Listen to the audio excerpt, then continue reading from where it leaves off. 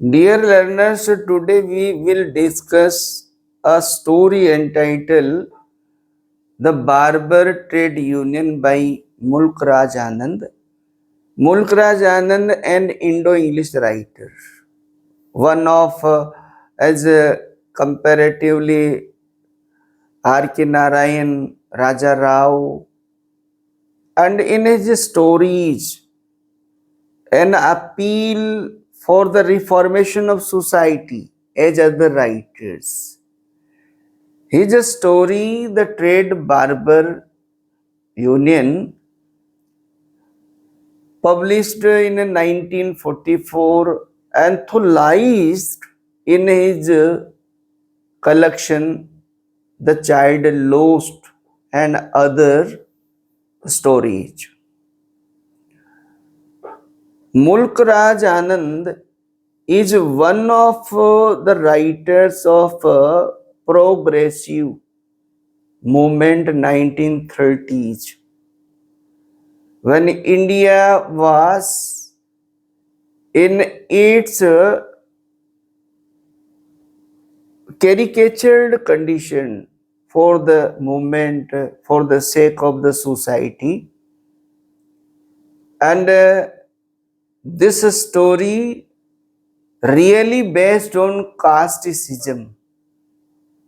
Anand in his other novels as Untouchable, Coolies, highlights also such traditions in India are very barred to the progress of the society. Highlights. He also highlights the basic problems of India as the poverty, caste, suppression, and inequality, showing the struggle of the ordinary Indians. In this story, when we come to the characters, there are minor and major characters. To the major characters, here Chandu, barber boy, narrator, writer himself in first person throughout the story reveals, Brahmin. Other characters, Dr. Kalan Khan, a dentist, and how Kalan Khan's dress, his posture influenced Chandu. Raj Bijay Chand, landlord, and Thanuram, the Saukar, Pandit Parmanand, other villagers, Ninajan Das, Dannu. These characters here actively presented. There are minor also, they have their minor role. Here, writers means storyteller's mother, Chandu's mother, and other farmers, villagers also. This story starts very significantly and symbolically when writer says, unless I mention, unless I praise Chandu, barber boy of our village, wouldn't be known on the pages of Indian history's movement. Writer कहानी को यहाँ से start करता है कि जब तक मैं ये न लिख दूं हमारे गांव के चंदू बारबर बोई का भारत, आधुनिक भारत निर्माताओं की सूची में, आधुनिक भारत के निर्माण में उसका कंट्रीब्यूशन मैं नहीं बता दूं, तब तक उसको कोई नहीं जान पाएगा। इस डायलॉग के पीछे जो राइटर का मन है वो ये है कि आज हमारा जो आधुनिक भारत है उसमें इतिहास के पेजेस पर जिन हीरोज के, हीरोइंस के, लीडर्स के, सोशलिस्ट के नाम जो हमें मिलते हैं, उनके अलावा अंडर हिडन अनगिनत ऐसे कॉमन सामान्य लोग भी रहे जिनका बदलाव में बड़ा योगदान रहा। जैसे कि आज हम बात कर रहे हैं हमारा चंदू बार्बर बॉय, हमारे गांव का चंदू। हम देखेंगे कि हमारे राइटर ने, जो कि ब्राह्मण हायर कास्ट के रूप में प्रेजेंट हुआ, थ्रू आउट इस स्टोरी में कहीं भी दोनों के बीच में कहीं कोई बार नहीं है। राइटर की तरफ से कहीं कोई ऐसा इनजस्टिस और ऐसा कहीं डिस्क्रिमिनेशन करता हुआ नहीं दिखाया गया है। परंतु हम देखते हैं कि राइटर की जो माँ है, स्टोरी टेलर की जो माँ है, अक्सर उसे चंदू के साथ रहने के लिए मना करती है, ये कहते हुए कि तुम चंदू के साथ मत रहा करो, Chandu barber boy low caste boy है। अगला इसमें एक चंदू को जो स्कॉलरशिप स्कूल में on the basis of low caste compensation by government और बाय सोसाइटी जो मिलती है, उस पर राइटर की माँ जो है ऐतराज जताती है, डजंट लाइक, वो उसे पसंद नहीं करती है, क्योंकि उसे राइटर की फीस देनी पड़ती है। राइटर ने बहुत बारीकी से ये बताने का प्रयास किया, ये कहने का प्रयास किया कि चंदू मेरा हीरो, हर काम में परफेक्ट, वो केवल मात्र गणित विषय में मुझसे कमजोर था। उसका कारण भी बताया कि इसकी फैमिली परिस्थितियां, उसका इकोनॉमिकल सोशल बैकग्राउंड अलाउ नहीं करता था, क्योंकि उसके पिता उसे ट्रेडिशनल काम के लिए भेजा करते थे। क्रिटिकली जब इस बात को, इस डायलॉग को हम लेना स्टार्ट करते हैं, इसको डिस्कस करते हैं, तो बात ये निकल कर आती, राइटर कहना चाहता है कि आइदर लो और higher, that's not matter, matter is what circumstances he और शी फेसेस, परिस्थितियां क्या है ये महत्व रखती है। अदरवाइज यहां बताया हमारा हीरो चंदू, हम देखते हैं कि सब कार्यों में बड़ी बड़ी प्रोज के पैसेज को, लंबे लंबे को पोइट्री की तरफ बाई हार्ट और रट लेता है। अन्य कामों में बताया कि प्रैक्टिकल जो काम है, वाष्प को पकड़ना, से जहर निकालना, पतंग बनाना, उनको उड़ाना, हमारे बहुत सारे बच्चों के जो खेल है उनमें सब में वो परफेक्ट है। तो ये हमारा राइटर कहना चाह रहा है।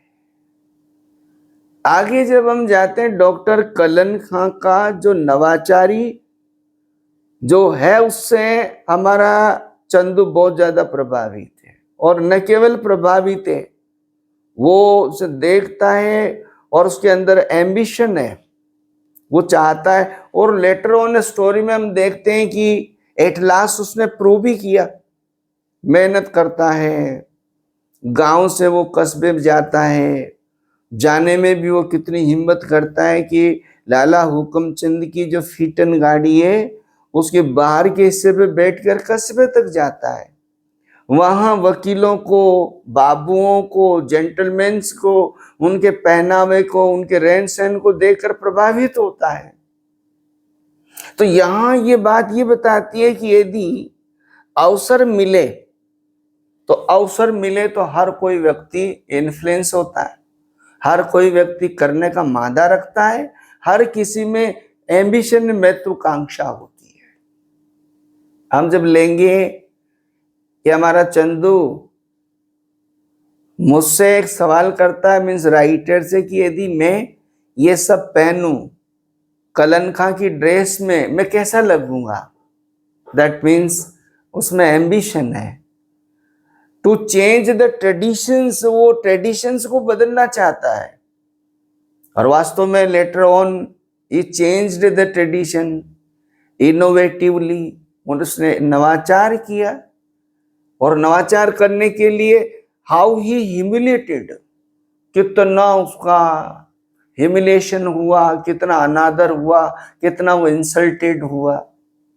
जो हम देखते हैं कि राज विजय चंद के घर जब वो जाता है, वो नई पोशाक पहनकर, डॉक्टर कलन खां की white coat dress, pump shoes और लीदर बैग, एक जेंटलमैन की तरह, तो वहां विजय चंद जो ऑर्थोडॉक्स है, ट्रेडिशनली ऑर्थोडॉक्स है, never tried to adopt the new concept or the new innovations in society, in the world, लेकिन परंपरागत तरीके से वो कहता है कि तुमने मेरा धर्म भ्रष्ट कर दिया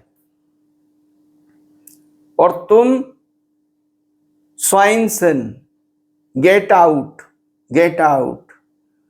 ये सारी चीजें ये बताने का प्रयास करते, और उसी समय पंडित परमानंद की तरफ से जो लाइन आती है कि तुम तो पहले ही ईश्वर के यहां से, भगवान के यहां से डिफाइल्ड हो, और मोर डिफाइल्ड होने का प्रयास क्यों करते हो?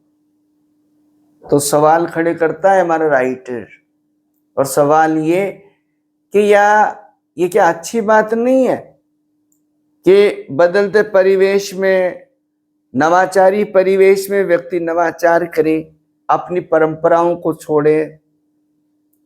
ये सवाल हमारे सामने आता है, और राइटर यही बात करना चाह रहा अपनी इस कंटेंट के माध्यम से, इस टेक्सचुअल रेफरेंसेस के माध्यम से बात करना चाहता।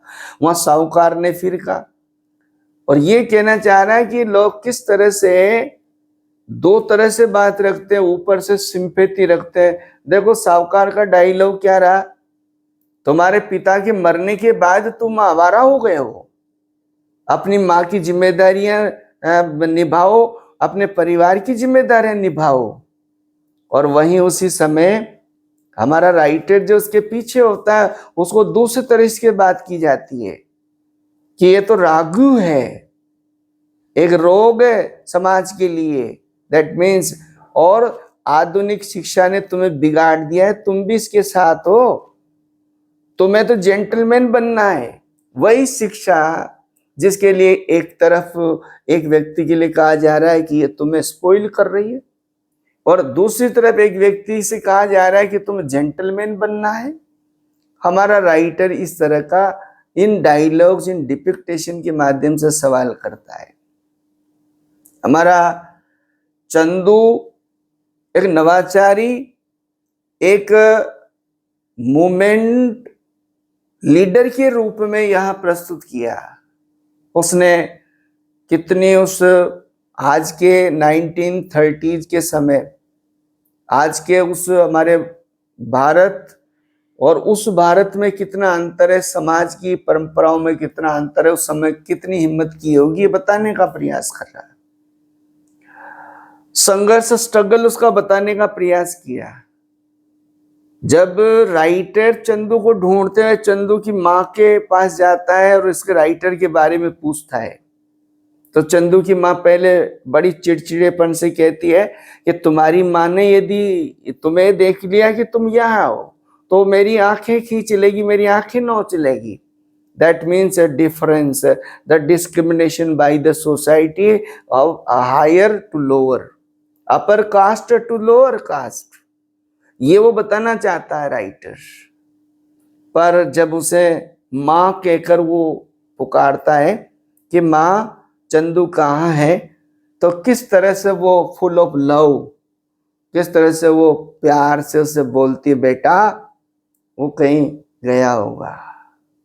और हमारा चंदू कितना नवाचारी है कि वो शहर जाकर आमदनी कमाता है, पैसे बचाता है, और जब पैसे बचने लगते हैं तो उसकी माँ जो है उसमें भी साहस आता है, समाज को फ्रैंकली बोलने लगती है। साइकिल खरीदना ये एक नवाचारी कदम है, साइकिल सीखना और जब लोगों ने बहुत बड़ा मजाक किया इसका, तो राइटर का साथ लेते हुए उन लोगों को एहसास कराने के लिए वो कहता है कि इन जंगलियों को किस तरह से तुम पीछे से ये बोल के भागो यहां से, बीवर्स बीवर्स, उदबिलाओ उदबिलाओ। उदबिलाओ एक अनसिविलाइज्ड एक एनिमल। तो समाज में ये कहने का प्रयास किया राइटर ने कि हम एक दूसरे से हैं, यदि एक दूसरे का सहयोग सपोर्ट हट जाएगा तो समाज की व्यवस्थाएं बिगड़ जाएगी।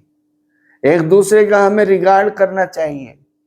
और एट लास्ट उसने सबको साथ लेकर किस तरह से, यहाँ एक डायलॉग और मैं तो रखता है बहुत बड़ा कि राज विजय चंद की जो वाइफ है वो उससे 20 वर्ष छोटी है और वो उसे चैलेंज करती है, उसे वो अल्टीमेटम देती है कि यदि तुमने तुम्हारे हेयर कटिंग नहीं कराया, शेविंग नहीं कराया, तो मैं तुम्हें छोड़कर भाग जाऊंगी, हमें बहुत जरूरत है। राइटर का सीधा सीधा सिंबॉलिकल और सिग्निफिकेंट ये मीनिंग है। लास्ट में कैसे वो कन्वेंस करता है सारे नाइयों को, राजकोट के 7 किलोमीटर आसपास के नाइयों को इकट्ठा करता है और उनको कहता है कि हमें नए तरीके से हमारा व्यापार करना है और हम एक ही जगह बैठेंगे और सब लोग वहां आएंगे, हम उनके घरों पर नहीं जाएंगे। और उन्होंने सब ने मिलकर एसोसिएटिंग तरीके से अपनी सैलून स्टार्ट करता है, राजकोट बार्बर्स ट्रेड और हेयर कटिंग हेयर ड्रेसर्स के नाम से वो जो है स्टार्ट करते हैं सब मिलकर। और ये स्टार्ट होता है। राइटर इस आंदोलन को एक जनहित में कहानी का जो मैसेज है, यहाँ एक और चीज नोटेबल है, राइटर ये कहना चाहता बीइंग ए ब्राह्मण होते हुए राइटर को बहुत सारी चीजें अच्छी नहीं लगती है, क्योंकि राइटर ने कहा मेरी माँ मुझे जो जाति सूचक तिलक लगाया करती थी, अचकन पहनाया करती थी और गोल्डन धोती पहनाया करती थी जिसमें बांध कर मुझे रखा करती थी, ये सुपीरियर कास्ट के सिंबल के रूप में, मुझे तो ये अच्छा नहीं लगता था। तो वो ये कहना चाहता है कि हम जो सड़े गले परंपरागत जो नियम हैं जो समाज को बांटते हैं, उनसे हमें ऊंचा उठना है और हमें इस हमारे भारत को, इस हमारे समाज को ऊंचाइयों तक ले जाना है। हम इन सारे डिस्क्रिमिनेशन को छोड़ें, आओ चंदू जैसा हम प्रण लें। ये स्टोरी का मेन मीनिंग है। Thank you.